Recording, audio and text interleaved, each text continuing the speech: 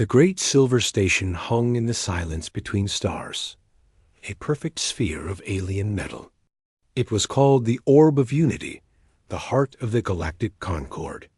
For thousands of years, it had been a symbol of peace and order, governed by 12 ancient species who had long ago decided talking was better than fighting. Today, it watched a new arrival. The human ship was small and angular, a gray beetle next to the Concord's smooth, organic-looking vessels. It moved with a directness the Veal, the gentle telepathic stewards of the orb, found a little rude. Inside the ship, Ambassador J. Kim smoothed the front of his simple, dark suit. Next to him, Science Liaison Mina Park checked her datapad for the 20th time, the light reflecting in her wide, anxious eyes. "Remember," Jay said, his voice calm but firm, "we are guests. We observe. We learn. We are the first. Our only job is to make a good impression for all of Earth." Mina nodded, swallowing hard. "Their technology is overwhelming. The energy readings from the station alone are off the charts. And they will find ours boring," Jay said with a small smile. "That is good. Boring is safe." The ship docked with a soft clang that echoed through the hull. The door opened not to a noisy airlock, but directly into a serene, warm corridor of softly glowing light. A figure awaited them. It was tall, slender, with large, dark eyes and skin the color of twilight. This was Kale, a Veal elder. His mind reached out to theirs gently, a feeling like a cool breeze on their thoughts. "Welcome, travelers from Earth. We have anticipated your arrival." The words formed directly in their minds, clear and kind. "Thank you for your welcome, Elder Kale," Jay said aloud, bowing slightly. "I am Ambassador J. Kim, and this is Science Liaison Mina Park. We are honored." "Your vocal speech is intricate," Kale thought, his head tilting. "We shall use it to honor your custom. Please follow." They were led through the orb. It was breathtaking. Holograms of nebulae floated in vast chambers. Beings of all shapes and sizes moved gracefully, communicating with glances or soft chimes. There was no shouting, no rush. It was the most peaceful place Jay or Mina had ever seen, and it made the human heart in Nina's chest beat faster with a strange sense of alarm. It was too quiet. The first meeting with the Concord Council was held in a circular room. Representatives of the 12 species sat in a ring. The Veal, the aquatic and logical Neo, the plant-like Sylvari, and others, including the Tholkra. The Tholkra were large, with tough, segmented skin and proud, unblinking eyes. Their representative, Commander Grawl, watched the humans without any hint of the Veal's warmth. The council speaker, a Sylvari named Elia, opened with a melodic tone. "Humanity of Earth, you have achieved faster-than-light travel. This grants you an audience. The Galactic Concord has maintained peace for millennia through structured dialogue and mutual respect. New species undergo a period of observation and guidance to ensure they align with our principles." Jay stepped forward. "We of Earth thank you. We have long looked to the stars and dreamed of finding other minds. We wish only to learn and to share in this great community." Commander Grawl shifted, his voice a low grind. "Your vessel signatures are irregular. Your power sources are not clear to our scans. What is the nature of your engine technology?" Mina stepped up, pulling up a schematic on her pad. "It is a magnetic containment fusion drive with a secondary spatial compression module for FTL. We would be happy to provide the full theory." The council members looked at the schematics. To Mina, it was humanity's crown jewel. To them, it looked like a child's drawing of a simple machine. A few of the Neo made soft bubbling sounds of what might have been amusement. "It is crude," stated a Neo delegate. "But the energy output readings from your hull do not match this fusion signature. There are dampening fields, Why? Jay kept his face neutral. Safety protocols. Our space is filled with radiation. The dampeners protect the crew. It was not the whole truth, but it was a truth. The standard procedure, Speaker Elia said, is a century of observation. Your species will be monitored. Your communications will be filtered through the Concorde. Your travel will be limited to pre-approved routes. After 100 years, your integration will be reviewed. A century. Jay felt a cold knot form in his stomach. Back on Earth, generations would live and die under alien supervision. Respected Speaker, he began, choosing his words with care. Humanity has many voices. Such a long period of restriction may cause unrest. Perhaps we could discuss a shorter timeline with mutual exchanges to build trust faster. The room was silent. Then Commander Grawl spoke. You come from a violent world. Your history is written in conflict. You speak of unrest.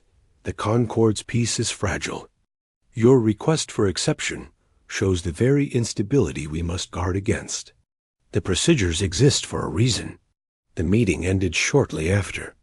They were shown to their quarters a beautiful, comfortable room with a view of the stars. Mina finally let out a shuddering breath. They think we're children, she whispered. Dangerous, messy children. They are cautious, Jay said, staring out at the alien fleet drifting peacefully past the window. And we are an unknown. We must be more patient. But unknown to Jay and Mina, deep within the orb's scanning core, data was being analyzed. The Veal technicians, their minds linked to the machines, had completed a deep-level scan of the human ship during its approach. The results were puzzling, and the puzzle was turning to concern. The ship's hull was not just metal. At a molecular level, it was layered with a strange composite that seemed to absorb and scatter scanning energy. Its power core was indeed fusion, but the energy distribution network had redundancies and capacities far beyond what a simple colony ship should need. It was not the technology itself that was alarming. It was the obvious, deliberate hiding of its full capabilities. The report went to the Concorde Security Council, dominated by the Thulcra. Commander Grawl saw the data not as a curiosity, but as a threat. A species that hides its strength, he argued, is a species planning deception. His proposal was simple and harsh, an immediate, binding restriction on all human movement and a mandatory, uncompromising scan of every human vessel. When Kale gently brought this news to Jay the next day, the ambassador's calm finally cracked. You wish to scan our ships, inside and out? To treat every one of our people as a potential criminal? This is not an offer of community. This is an imposition of distrust. It is for the safety of all, Kale's thought voice pleaded, full of sincere regret. Your nature is unknown. The Concorde fears the unknown, and so you would cage it, Jay said, his voice low. You speak of peace, but you build it with walls. The decree was issued galaxy-wide. Humanity was to be contained. Their ships were to be halted, scanned, and restricted. The galaxy, those ancient, wise species, watched the tiny human delegation on their monitors. They saw Jay's angry face, Mina's despair. They felt a mild pity. Another young race, struggling against the necessary rules. They settled in to watch the long, slow process of humanity being tamed by peace. They did not see the quiet look that passed between Jay and Mina after Kale left. They did not see Mina's fingers fly over her data pad, sending a tight beam encrypted data packet towards the edge of the system, a packet containing all the orb's security frequencies and shield modulation patterns. They did not hear Jay's whisper to the empty room, a quote from an old Earth general he thought he had forgotten. Speak softly, but carry a big stick. Outside the orb, the human ship sat, small and silent. To the watching galaxy, it looked vulnerable. Inside its shielded hull, Systems hummed on a low, ready standby. Deep in its computers, locked behind firewalls no Concorde scan could detect, a simple file was updated. Its title, Contingency Protocol Aegis. Its status changed from dormant to active. The silence on the Orb of Unity was not peaceful for Jay and Mina. It was the silence of a prison cell, polite and beautiful. They could walk in the gardens, listen to the soft chimes of veal music, but their communications to Earth were now monitored. Their questions met with gentle, unyielding evasion. The Concorde's decision was final. The century of observation had begun, and its first act was a quarantine. On the edge of human-explored space, the colony ship Guangzhou moved steadily towards its new home. It was a massive vessel, a city inside a metal shell. It carried 10,000 Souls engineers, farmers, teachers, children. Its captain, Su Haiyan Li, was a practical man with a kind face and steady hands. He had received the Concorde's new travel orders. All human vessels are to halt and await inspection at designated checkpoints. The designated checkpoint for the Guangzhou was a lonely patch of space light years from there. Destination. Su Haiyan called a meeting with his senior crew. "We have a choice," he said, his face grim on the screen. "We obey and sit in the dark for who knows how long while they pick through our ship. Or we continue. Our approvals were signed before this new rule. Our argument is legal." His first officer, a woman named Ji, shook her head. "Captain, they've made their position clear. A legal argument won't stop a Thol Kra patrol ship. I've seen the briefings. They are not negotiators. We are not a warship, Jia. We are families. What threat are we?" Su Haiyan's voice was tired. He wanted to get these people to their new world, to let them start planting seeds in alien soil. He made the decision. We continue. Maintain course. If we are hailed, we will explain. The Thol Kra Patrol, a sleek predator of a ship called the Claw of Certainty, detected the Guangzhou's engine signature 2 days later. Commander Graal himself was on the bridge. The human ship's defiance was expected, a perfect example of their instability. He opened a channel. "Human vessel Guangzhou, you are in violation of Concorde Directive Alpha 7. Cut your engines and prepare for boarding and scanning.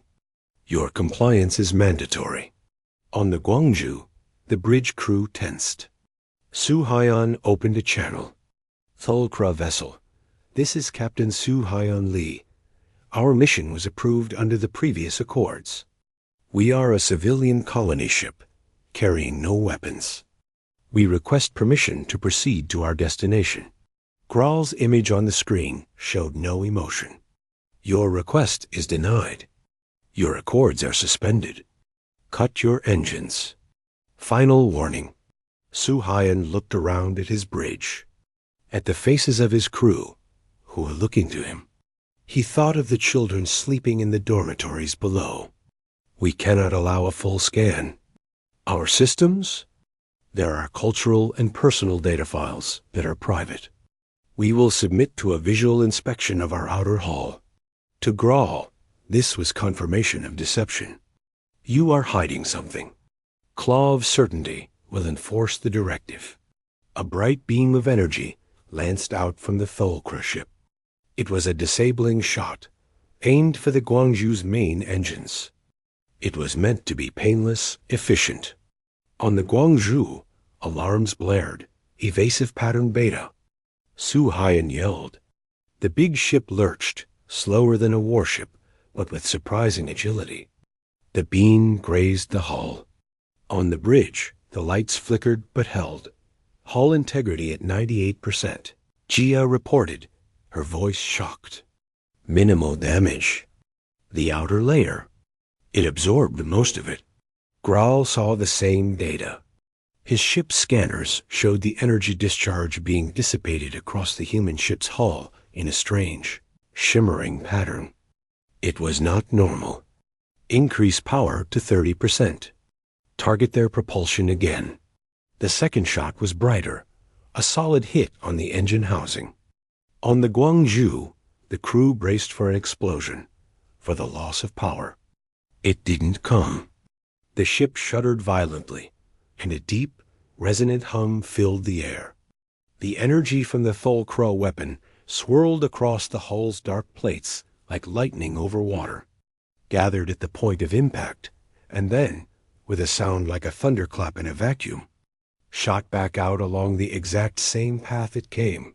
The reflected energy bolt struck the claw of Certainty's primary weapon array. There was a flash of light and a spray of molten metal. The Tholkra ship reeled, its own system screaming from the feedback. On the Guangzhou, the bridge was in chaos. What just happened? Su-Hyon demanded, gripping his chair. The Aegis armor? Captain, the reactive layer. It didn't just absorb. It sent it back. It's a defensive subroutine, but we didn't know it could do that. The engineer shouted from his station. Are they pursuing? Su-Hyon asked, his heart pounding. Jia checked the scanners. Her face went pale. No, Captain, they are. They are drifting. Significant damage. Life signs are present, but the ship is crippled. A cold dread settled over Su-Hyon. This was a disaster. He opened the channel again, his voice urgent. Tholkra vessel, we are sorry. That was a defensive reflex. We did not intend to fire. Do you require assistance? We can render aid. There was no reply. Only static. Back on the Orb of Unity, the event was not seen as an accident. The data stream from the Tholkra ship showed a clear sequence. Tholkra ship fires a disabling shot. Human ship absorbs fire. Human ship returns fire with devastating effect. To the Concord Council, it was a premeditated act of aggression. The hidden weapon systems they feared had finally been revealed. Che and Mina were summoned to the council chamber. The air was now cold with hostility. Commander Graal's image, broadcast from his damaged ship, filled the room. They attacked without provocation. Graal's grinding voice was full of fury. Their ship is clearly a warship in disguise. They lured us in and used a weapon we have never seen. Jay stepped forward, his own fear turning to anger. Provocation? You fired on a civilian ship. Our report shows you fired first, twice. Their system is designed to protect, not to attack. It was an automatic response. Speaker Elia's melodic voice was now hard as stone. Your species was warned. You were given the law. You broke it. The captain of the Guangzhou refused a lawful order. The result is violence. This is the instability we feared. She looked around the council ring. The human species is hereby declared a threat to Concord peace. A full blockade of all human space is authorized.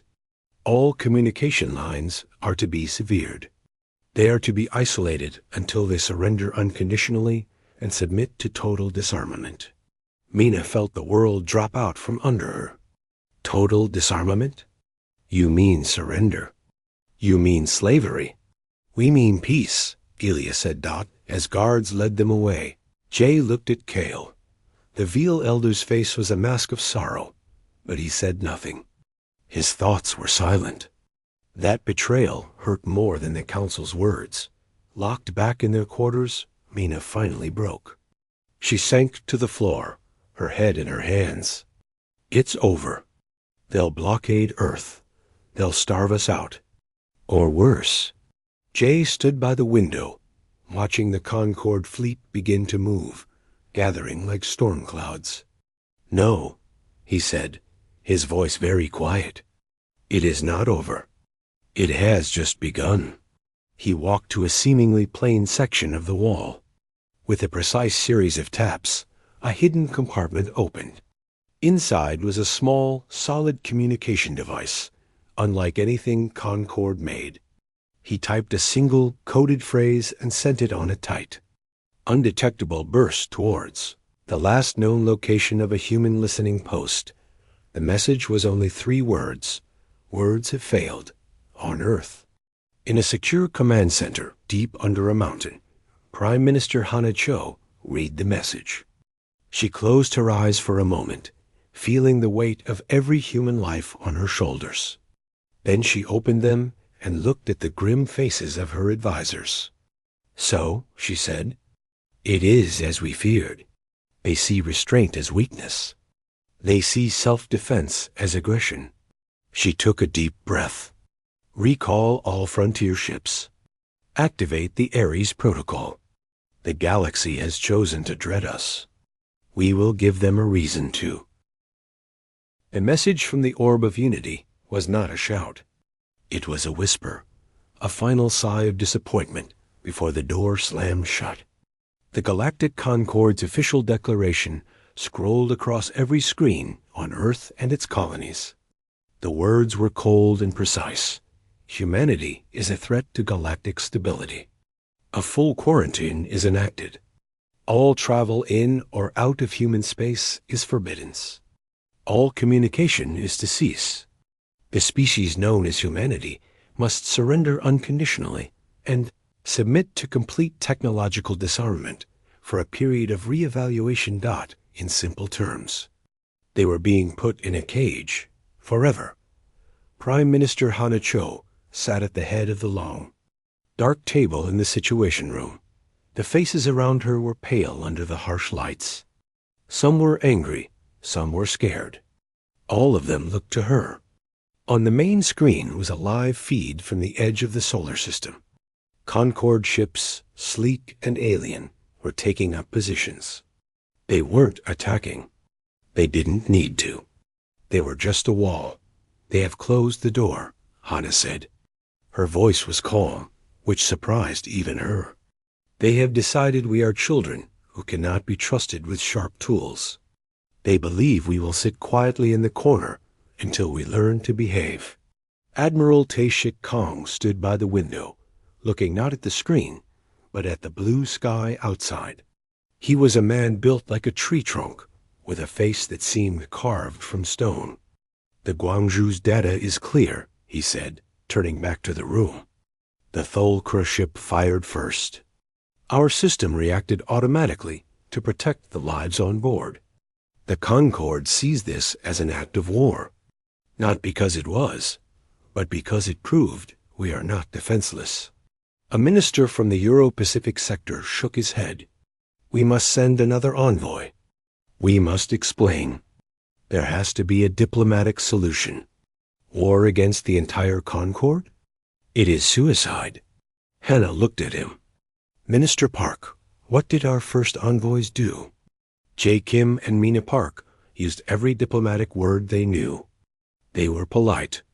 They were patient. And they are now prisoners, or worse. The Concord does not want our explanations. They want our obedience. She brought up another image. It was a chart of human space, dotted with blinking lights. They have positioned their fleet here, at the heliopause. They control the main shift points. They believe that by blocking trade and communication, they will cause us to collapse from within. They expect us to fight amongst ourselves, to panic, and then to surrender. She paused, letting the silence grow heavy. They have studied our history. They see the wars, the conflicts. They believe our violence is a chaos, a sickness. They do not understand it is a tool. A last tool, but a tool we know how to use. Admiral Kong placed his hands on the table.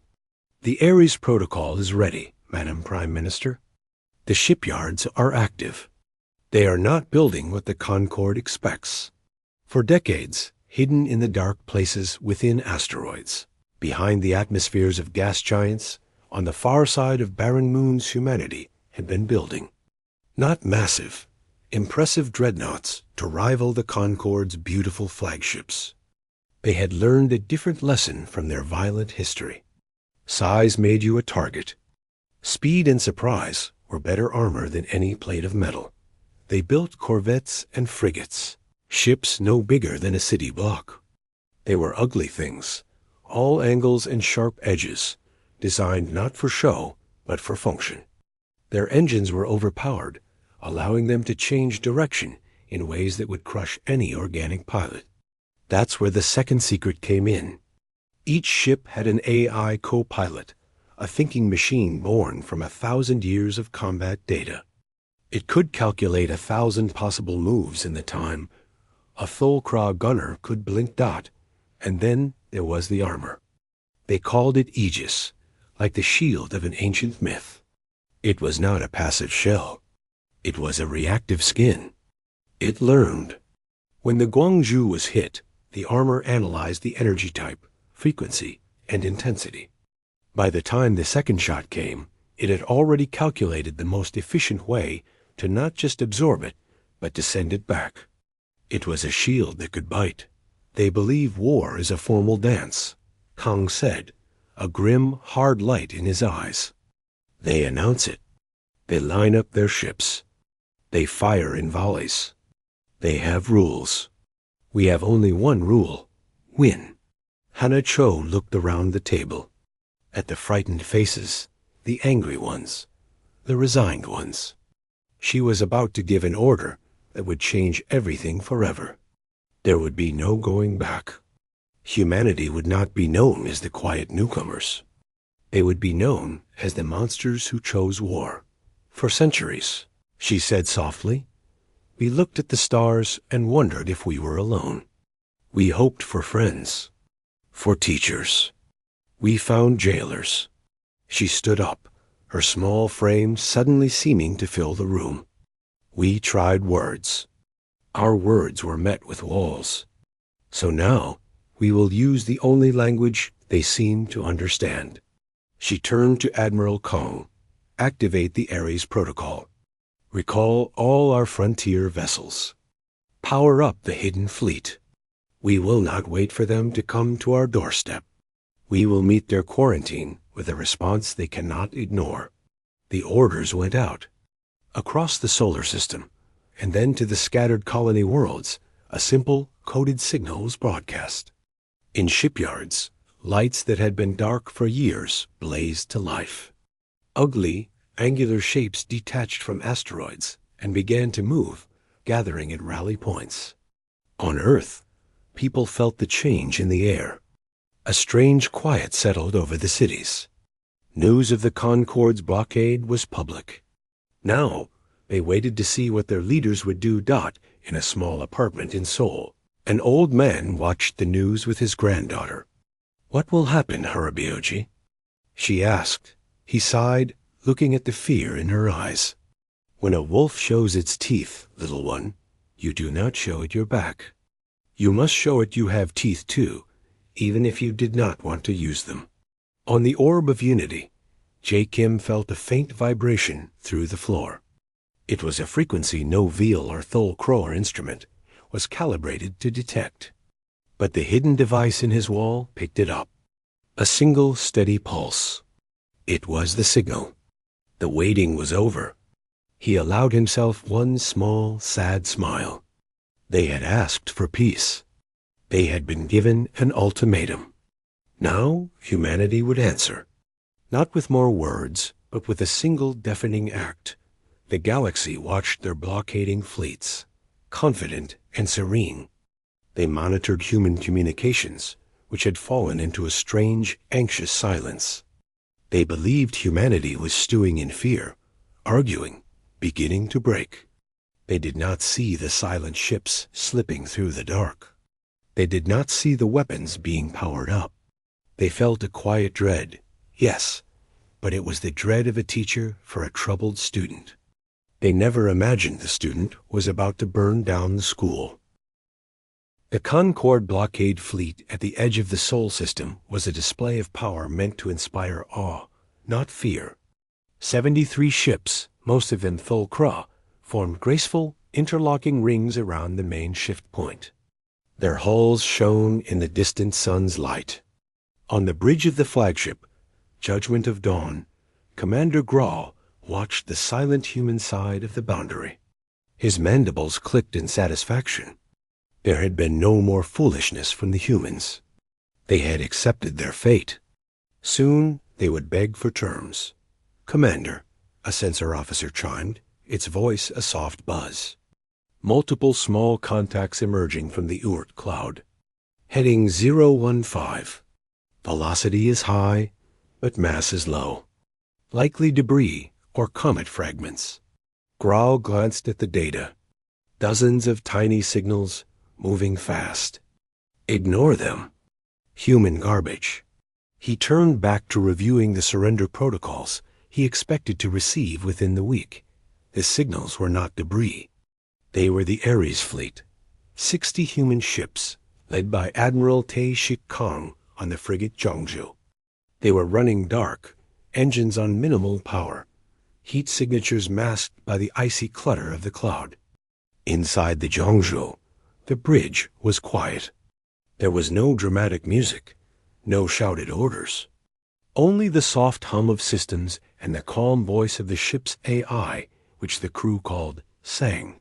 "Enemy formation mapped," Sang announced. "Primary targets are the 4 Thol-Kra command vessels at nodal points. Their shield harmonics are cycling on a predictable pattern. We have the sequence." Admiral Kang nodded. He looked at the main screen, a sphere of light representing the Concorde fleet. It looked beautiful and fragile. "All ships, this is Admiral Kang. Remember the plan? Precision, speed, target engines and weapons only. We are here to dismantle, not to destroy. Begin." The human ships kicked their main drives to full power. From the Concorde fleet's perspective, the dozens of tiny, ignored signals suddenly flared like struck matches and shot forward at impossible speeds. Their movement was not a coordinated line. It was a storm.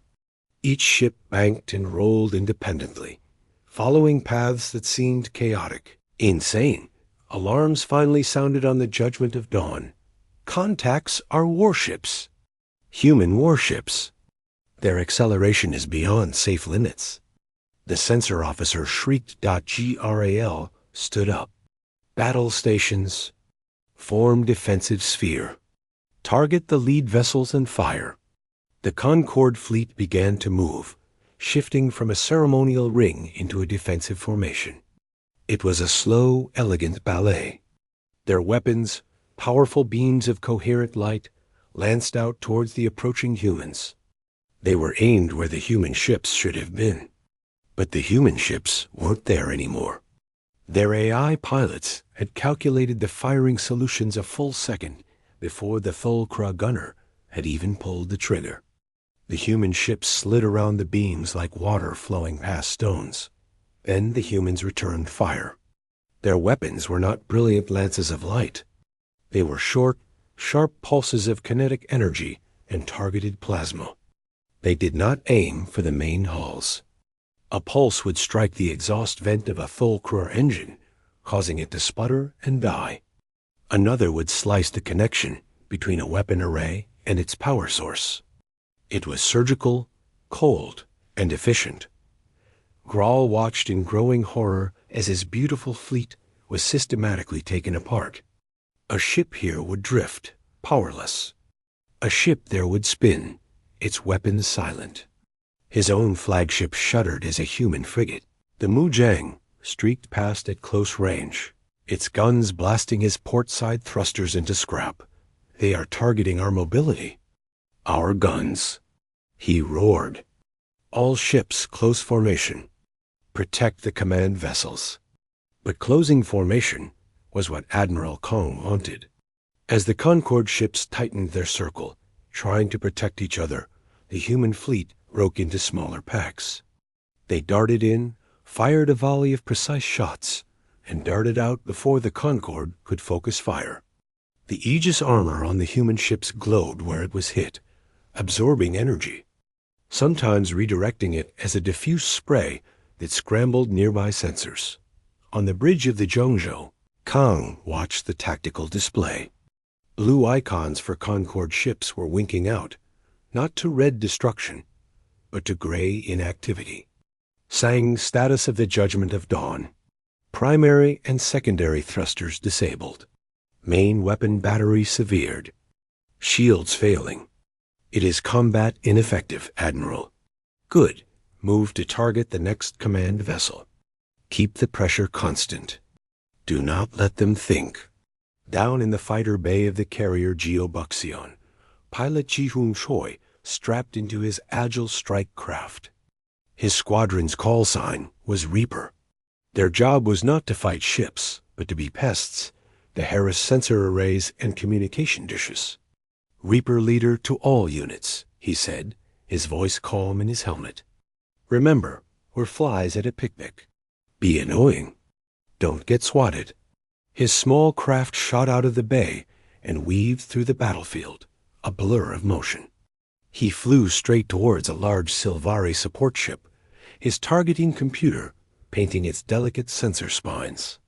He fired 2 small missiles. They impacted with pinpoint accuracy, and the ship's long-range sight went blind. He rolled away as defensive fire tried to track him, laughing softly. They're so slow. The battle was over in less than an hour. The Concorde fleet was not a wrecked graveyard. It was a field of crippled, floating hulls. Some were dead in space. Others were trying helplessly to turn. Not a single human ship had been destroyed. A few had taken hits, their Aegis armor glowing a dull orange from the heat. But their systems were intact. On the Judgment of Dawn, Commander Growl sat in his shattered command chair, surrounded by the smoke and dim emergency lights. His communication screen flickered. The face that appeared was not another Tholkra. It was Admiral Tae-Shik Kong. Commander Growl, Kong said, his voice flat, without a trace of gloating. Your fleet is disabled. We have taken no lives if we could avoid it. Your crews are safe. Do you surrender? Growl could not speak. The shame was a physical pain. Finally, he managed a weak click. What are you? We are humanity, Kong said. You gave us no choice but to show you who we are. Do you surrender? Growl lowered his head. I surrender. The transmission ended. Kong's orders went out to his fleet. Secure the vessels. Offer medical aid to any wounded. Prepare the Zhangzhou and the first strike group for the next jump. A young officer on the bridge looked at the Admiral, her eyes wide with the adrenaline of victory. Sir, where are we jumping? Kong looked at the star chart. A single point glowed, far from the battlefield. We are going to return our diplomats. We are going to the Orb of Unity. Across the galaxy, the news spread not as a report, but as a wave of shock. The Concorde's mighty blockade fleet had not just been defeated. It had been humiliated. It had been dismantled by a force half its size using tactics no one had ever seen. The graceful dance of war was gone, replaced by a chaotic, brutal efficiency. The dread that washed over the galactic Concorde was no longer mild. It was cold, deep, and terrifying. They had thought humanity was a dangerous child. They now understood they were facing something else entirely. A predator that had just learned it was the strongest thing in the jungle, and it was coming their way. The Orb of Unity was the definition of peace. Its smooth silver surface reflected the quiet stars. Inside, the halls were silent. The news had arrived hours ago, a screaming, chaotic data stream of defeat. The council chambers, once a place of calm deliberation, were now filled with a cold, humming fear. Speaker Elia tried to maintain order, but her melodic voice trembled. The Tholkra representative was silent, his pride broken. The Veal elders, like Kale, stood with their heads bowed. Their minds closed in shared horror. They watched on the great viewer as a single human frigate. The Zhangzhou dropped out of faster-than-light travel right at their doorstep. It did not approach with ceremony. It simply stopped, a dark, angular stone against their silver pearl. Then, Smaller ships shot out from its sides.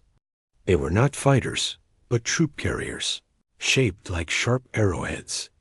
Alarms finally sounded, but they were weak, confused things. The orb had never needed serious defenses. Who would attack the heart of peace? The human carriers attached to the outer hull with thick magnetic clamps. Then they began cutting, not with explosions, but with precise, searing beams that melted through the metal dot inside. Jae Kim and Mina Park heard the new sounds. Not the gentle chimes of the veal, but the deep, resonant thumps through the structure and the hiss of cutting torches. The door to their elegant prison shimmered and vanished, burned away from the outside. Standing in the smoke were human soldiers in black, sealed armor. Their faces were hidden behind dark visors. One of them stepped forward, her voice filtered but clear. "Ambassador Kim? Liaison Park? We're here to bring you home." Jay looked at Mina, then back at the soldier. He stood up straight, smoothing his worn suit. "We are ready," he said, his voice strong for the first time in weeks. They were led not back to a ship, but through the wounded halls of the orb. They passed Veal and Neo and others, who cowered or stared in disbelief. The human soldiers moved with swift, confident purpose, securing corridors, but not firing a shot unless directly threatened. Their weapons remained pointed at the floor. The message was clear. We are not here to slaughter. We are here to take. They arrived at the main council chamber. The great circular door was already open, melted at the edges. Inside, the 12 council members were surrounded by more human soldiers. At the center of the room stood Admiral Tae Shik Kong, out of his armor, wearing a simple black uniform. He looked tired, and utterly serious Jae and Mina were brought to stand beside him. Kong gave them a small, respectful nod. Then he turned to the council. A hologram flickered to life in the middle of the room. It was Prime Minister Hana Cho. She stood in her simple office on Earth. She looked at the gathered aliens, her face calm but her eyes like flint. "Members of the Galactic Concord," she began. Her voice was translated instantly into their languages. "You watched us in dread from the moment we arrived. You saw our history of conflict and assumed it was a sickness. You believed your way the way of control, of restriction, of slow suffocation was the only path to peace." She paused, letting her words hang in the silent room. "You gave us a choice: surrender our ability to defend ourselves or be crushed. You called this peace. We call it slavery. So we chose the only option you left us. We chose war." Speaker Elia found her voice, a thin, reedy sound. "You have brought violence to the very home of peace. You have shattered everything." "No," Hannah said sharply. "You shattered it when you decided our fate without listening to our voice. You built your peace on the obedience of others. That is not peace. That is a quiet garden built on top of graves." She looked at each of the alien faces in turn. "The war is over. It ended when your fleet fell. We have not come to conquer you. We have come to give you new terms." She nodded to Admiral Kong.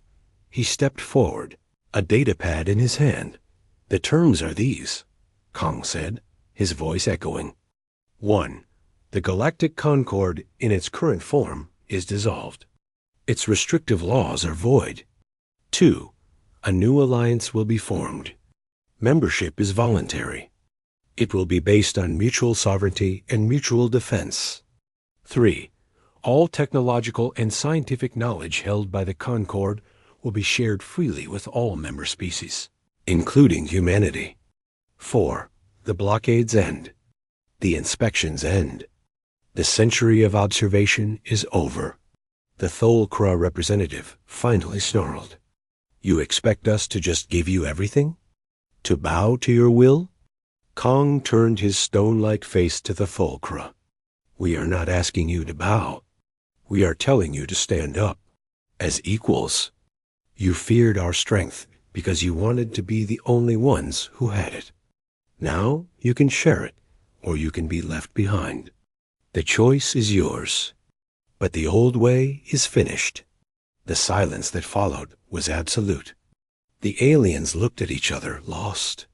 Their whole universe, their millennia of order, had been overturned in a single day by these fierce, pragmatic humans. Finally, J. Kim stepped forward.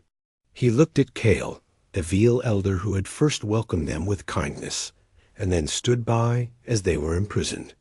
"Elder Kale," Jay said, his voice softer now. "You once told me the Concord fears the unknown. You tried to make us known by putting us in a box. But you cannot know something by caging it.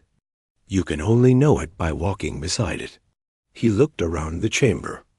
"We did not want this. We wanted to talk. You gave us no room for words. So we made room. Now the room is empty. We can all stand in it together, or we can continue to fight.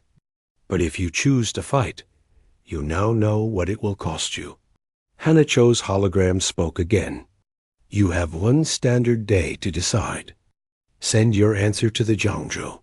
The hologram vanished. The human soldiers moved, forming a protective circle around Jay, Mina, and Admiral Kong.